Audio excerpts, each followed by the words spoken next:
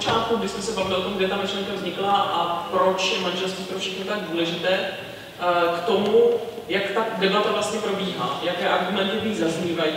A jeden z těch hlavních argumentů, které neslýcháme tady v Čechách a přítomní zákonodárci jistě potvrdí, je to, že lidé mají obavu o zdravý vývoj dětí, které tyto páry vychovávají.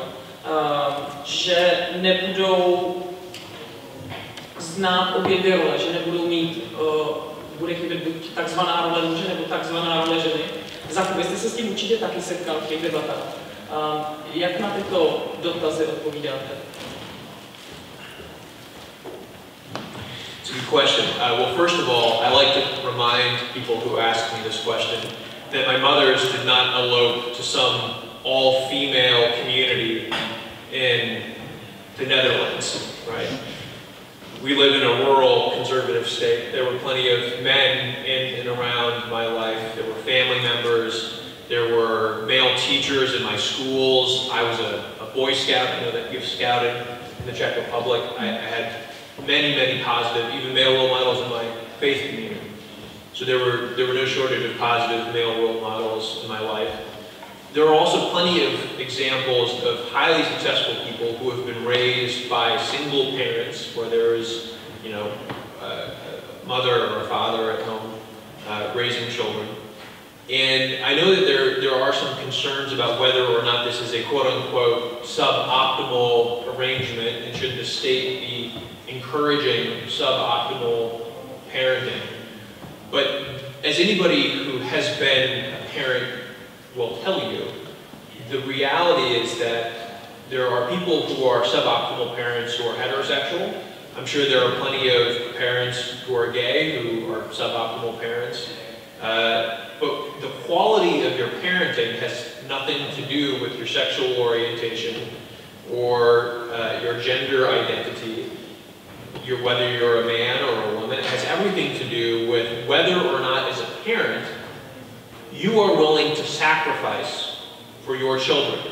If you are willing to invest the time and the energy that it takes to sculpt young hellions, I don't know what the Czech translation for that is.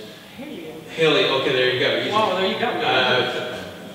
Young, children into well-adjusted young adults.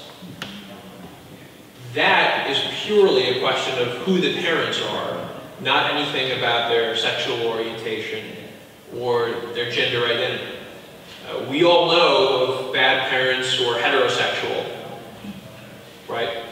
We all know of people who become parents without intending to become parents. And I will tell you, there are no gay people who become parents without intending to become parents. So, in terms of whether or not gay parents are able to help their children understand traditional gender roles, the reality, of course, is that all gay parents are going to have other role models in the lives of their children who are of a different gender.